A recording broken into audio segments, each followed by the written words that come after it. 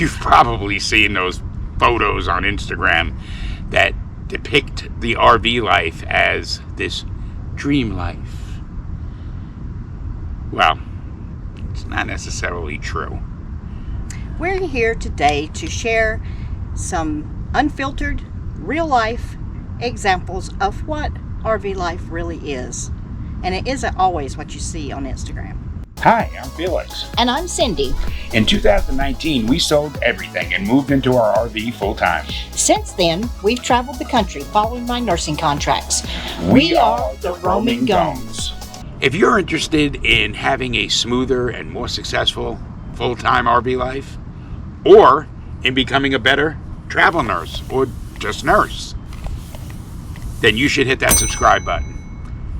Give us a thumbs up if you get anything out of this video. We really appreciate it, and that really helps. First things first, let's talk about setting some realistic expectations.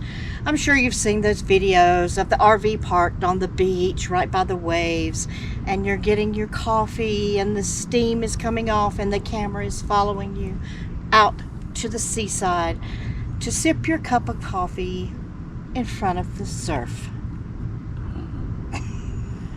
Or those ones in the van life, specifically, where they open the back doors of the van and basically there's Mount Everest, standing with a perfectly blue lake in front of it, reflecting the great mountain with the snow peaks.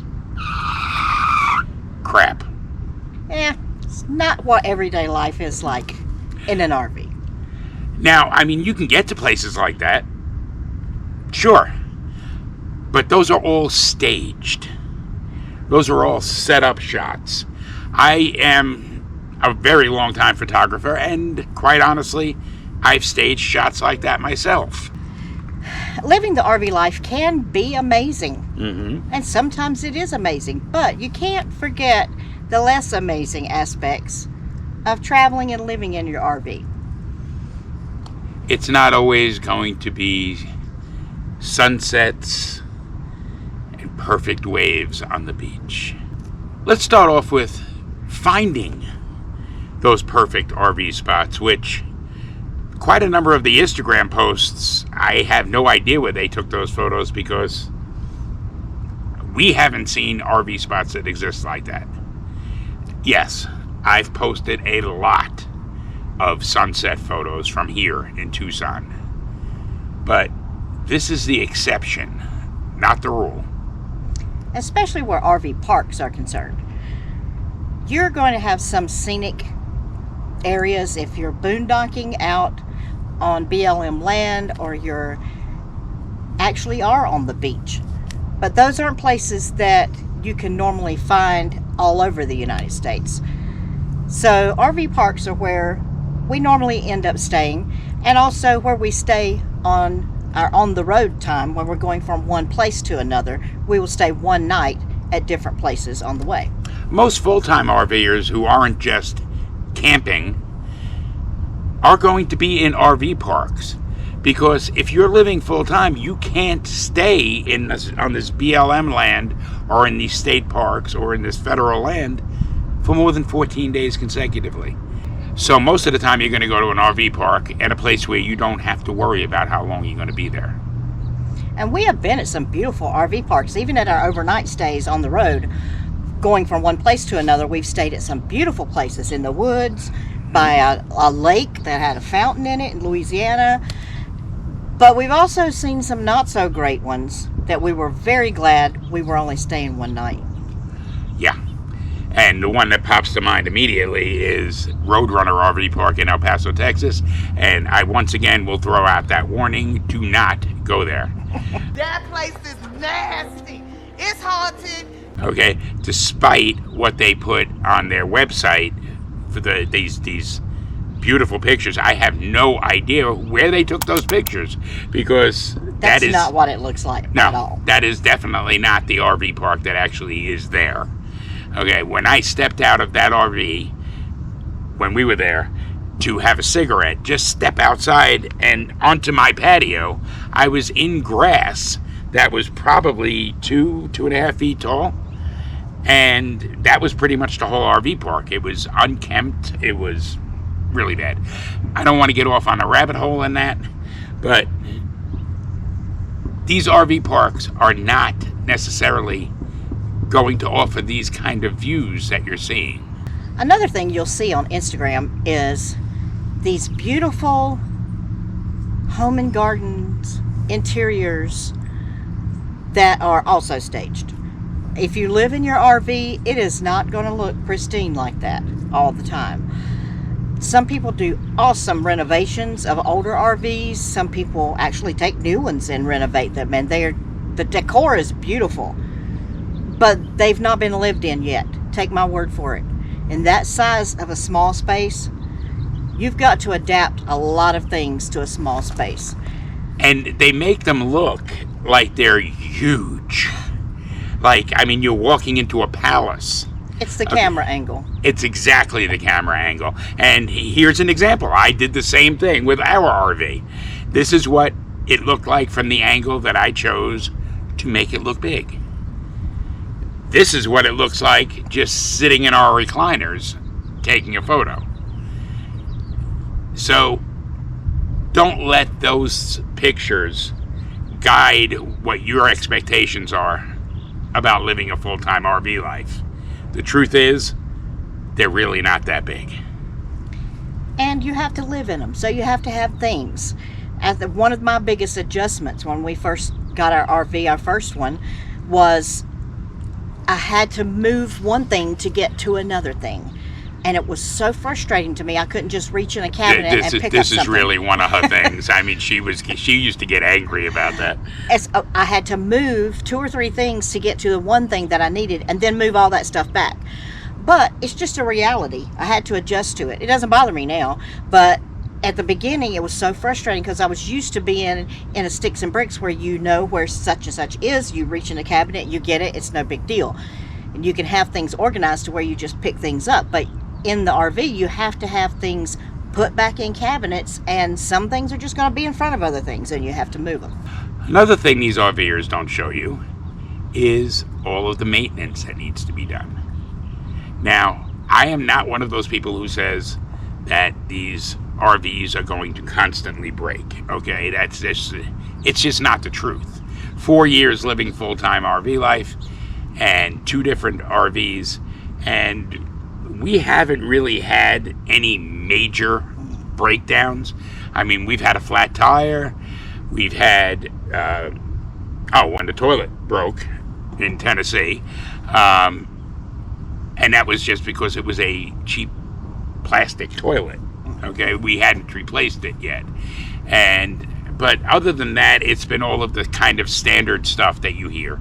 Okay, you know, the sail switch, the vacuum breaker switch underneath the sink in the bathroom, those kind of things, those little annoyances, kind of. And don't get me wrong, you're driving down the road and it is an earthquake going on in your RV, but they're not as bad as everybody makes them out to be. Okay, and the point here is you do have to continue to do maintenance. You have to drain your black tanks. You have to drain your gray tanks. You have to do all those little maintenance things that I just mentioned. Those things are a necessity. And those are things that are never shown. And again, I want to go to van life. It seems like nobody actually shows the fact that those vans, most of them, not all of them, but most of them don't have toilets in them. Okay, so these people are going to gas stations. Woo, gas station poop. And sometimes fitness centers. Yeah, Planet Fitness or something like that, and using their bathrooms. So that's not glamorous. No, that doesn't seem very Instagram worthy. Yeah. No. Another thing is, you know, I've talked about T-Mobile previously on the channel. I'll link that video, as a matter of fact. It's not the be-all and end-all of internet connectivity. There are places where T-Mobile just doesn't have service. Unfortunately for us, this is one of them. Right? Tucson has not gotten T-Mobile yet. So we had to get a different internet service. Fortunately, there was one available, and that's worked out well for us. It's working really well now. Yeah. But it seems like a lot of these RV YouTube channels just seamlessly create their videos, upload their videos, and they're not showing you that. I mean, there was a video that I uploaded personally, and this was kind of the one that made us realize that we had to move on to a different internet service here. That I actually started uploading at 2 o'clock in the afternoon on, I think it was a Tuesday, and I had to leave it uploading overnight, and it wasn't completely uploaded until about 9 o'clock in the morning the following day. And that's not something you see. People don't show that. That's not Instagram worthy. Okay? Again, we've been able to locate and connect to a different internet service that it does allow us to upload in a reasonable time. But that's not always going to be the case. Another thing you don't see a whole lot of on Instagram, in the beautiful RV life that lives on Instagram, is inclement weather. It rains, it snows, the wind is horrific sometimes here.